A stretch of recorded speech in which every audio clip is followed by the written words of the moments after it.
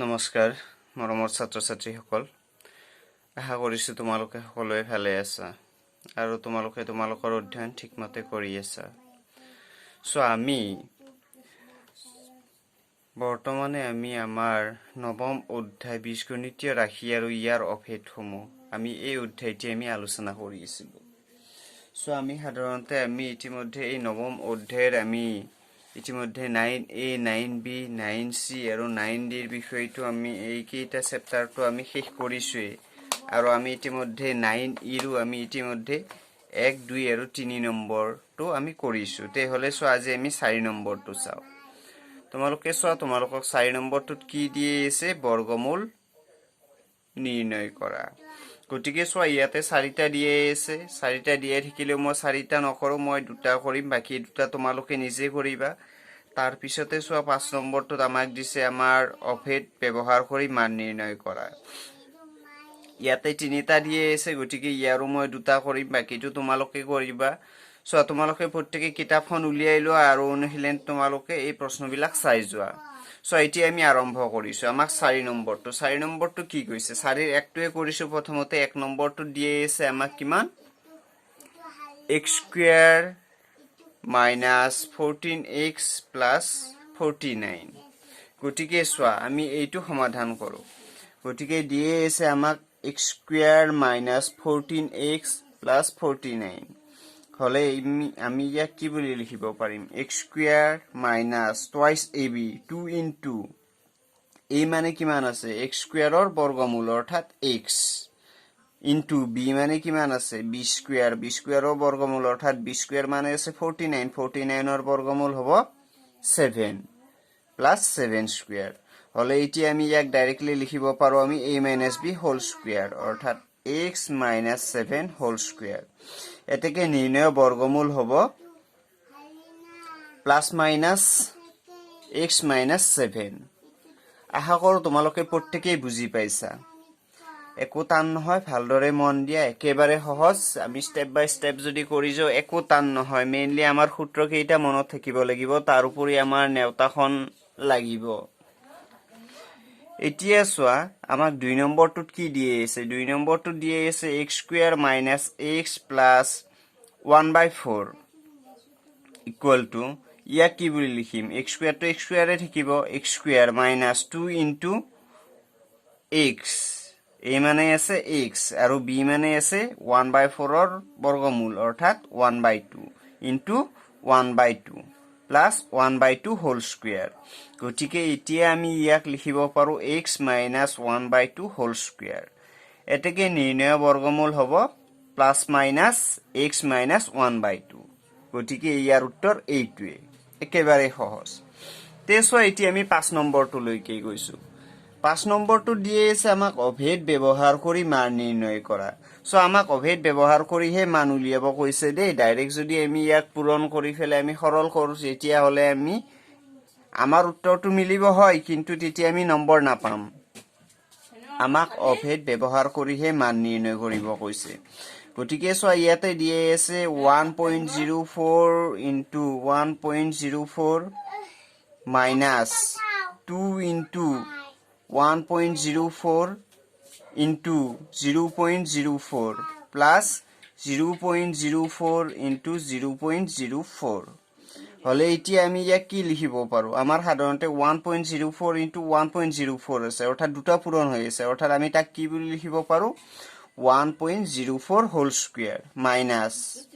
2 into 1.04 into 0.04 এটো directly এইটোই পাতিলো তাৰে পিছত ইয়াতে কি দিয়ে আছে আমাক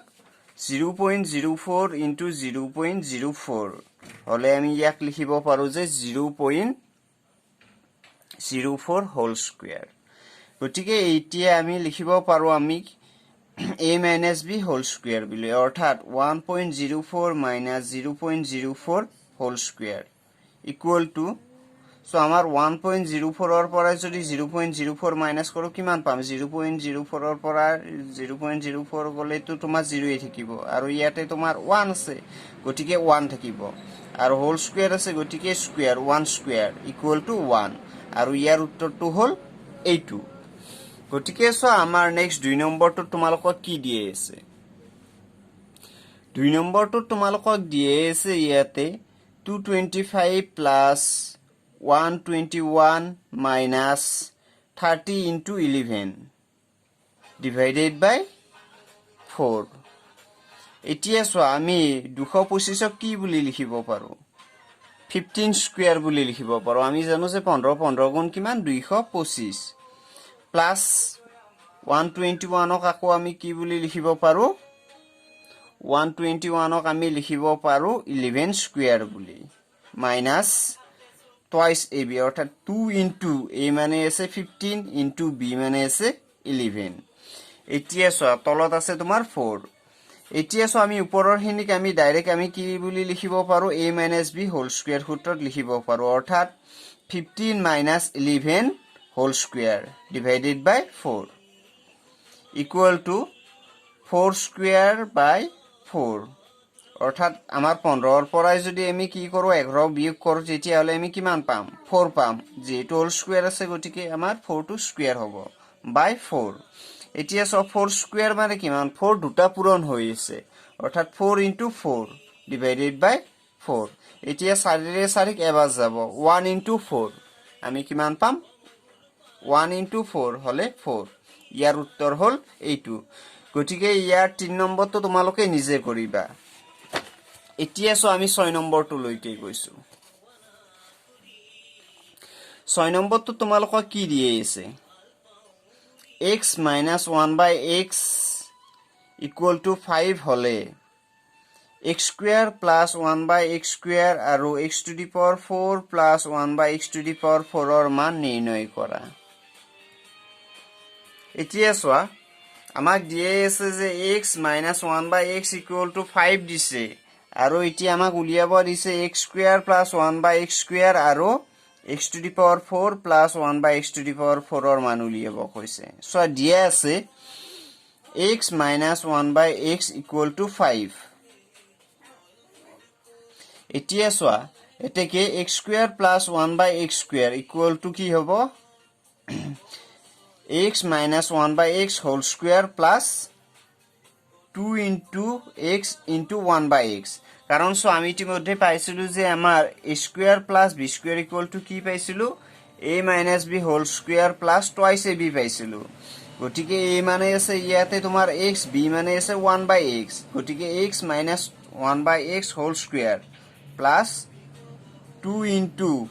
x into 1 by x এতিয়া x x কাটা গল গতিকে এতিয়া চোৱা তোমাৰ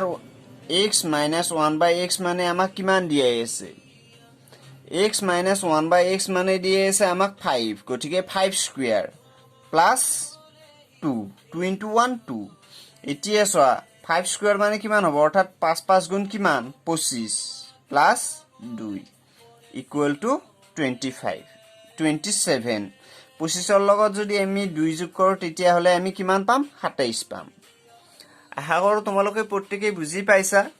তেতিয়া হলে সো আমাৰ এবাৰ আকৌ এবাৰ কি কৰিম আমাৰ আকৌ কি উলিয়াব কৈছে x to the power 4 plus 1 by x to the power 4 ৰ মান উলিয়াব কৈছে গতিকে আকৌ x to the power 4 plus 1 by x to the power 4 equal to so x square whole square plus 1 by x square whole square so আমি x to the power 4 plus 1 by x to the power 4 কি বুলি লিখিব পাৰো x square whole square plus 1 by x square whole square এতিয়া so এইটুক আকৌ কি বুলি লিখিব পাৰো আমি এইটুক লিখিব পাৰো যে আমাৰ x square plus 1 by x square whole square minus 2 into x square into 1 by x square এই ক্ষেত্ৰত সো তোমাৰ x square আৰু x square কাটা গলে এইখিনি থাকিল গতিকে এতিয়া চোৱা x square plus 1 by x square মানে ইতিমধ্যে আমি পাইছো কিমান পাইছো 27 পাইছো 27 স্কয়াৰ minus 2 into 1 2 এতিয়া চোৱা আমাৰ 27 ক বৰ্গ কৰিলে আমি কিমান পাম আমাৰ 27 গুণ কিমান হয় 729 ইতিমধ্যে তোমালোকে জানা 27 ৰ বৰ্গ তথাপি এইটো কৰি দেখুৱাইছো দিয়াচোন 27 ৰ বৰ্গ কিমান হয় 729 গতিকে 729 minus 2 এতিয়া সো 729 ৰ পৰাই যদি 2 বিয়োগ কৰো তেতিয়া হলে আমি কিমান পাম ইয়াৰ মান 727 এতিয়া চোৱা এতেকে x square plus 1 by x square equal to 27 আৰু x to the power 4 plus 1 by x to the power 4 equal to 727 এইটো উত্তৰ একেবাৰে সহজ তাৰ পিছতে চোৱা 7 নম্বৰটো তোমালোকে নিজে কৰিবা একেবাৰে সহজ তোমালোকে প্ৰশ্নটো চালে বুজি পাবা 8 নম্বৰটো চাইছো 8 নম্বৰটো তোমালোকক কি দিয়ে আছে a plus b equal to 12 দিয়ে আছে আৰু a minus b equal to দিয়ে আছে 10 হলে ab ৰ মান উলিয়াব কৈছে গতিকে সো আমি জানো যে 4ab equal to কি হ'ব তোমাৰ a plus b whole square minus a minus b whole square so আমাৰ a plus b whole square minus a minus b whole square যদি চাও তেতিয়া হলে কি হ'ব আমাৰ a plus b whole square ত থাকিব তোমাৰ সাধাৰণতে কি থাকিব a plus b whole square ত তোমাৰ কি হয় মানটো মই এবাৰ পাতি দিছো তোমালোকক সো আমাৰ সাধাৰণতে a plus b whole square ত তোমাৰ কি হ'ব a square plus twice ab plus b square minus কি আছে তোমাৰ ইয়াতে minus তোমাৰ a minus b whole square a minus b whole square হলে কি হ'ব তোমাৰ সো গোটেই কেইটা মাইনাস হৈ আছে অৰ্থাৎ তোমাৰ কি হ'ব a square minus twice ab plus b square হলে এতিয়া কিমান হ'ব a square plus twice ab plus b square তাৰ পিছত মাইনাসে প্লাসে মাইনাস a square মাইনাসে প্লাস twice ab তাৰ পিছত মাইনাসে প্লাসে মাইনাস b square এতিয়া সোয়া তোমাৰ plus a square minus a square কাটা গল plus b square minus b square কাটা গল থাকিলে দুটা গতিকে twice ab কিমান হ'ব 4ab কথাটো বুজি পাইছা নহয় কেনেকে হল গতিকে সোয়া আমি 4ab equal to আমি কি বুলি লিখিব পাৰো a plus b whole square minus a minus b whole square এতিয়া সো আমাৰ ab equal to কি হ'ব আমাৰ 4 টো ইয়াতে কি হৈ আছে আমাৰ ইয়াৰ লগত ab ৰ লগত পূৰণ হৈ আছে গতিকে তাক আমি সমান চিনৰ হেইফালে লৈ যোৱাৰ লগে লগে কি হ'ব হৰণ হৈ যাব গতিকে হৰণ হলে এতিয়া কিমান হ'ব ab equal to a plus b whole square minus a minus b whole square divided by 4 এতিয়া সো a plus b ৰ মান ইতিমধ্যে আমাক দিয়ে আছে 12 অৰ্থাৎ a plus b ঠাইত আমি কিমান পাতিছো 12 a plus b whole square আছে গতিকে 12 square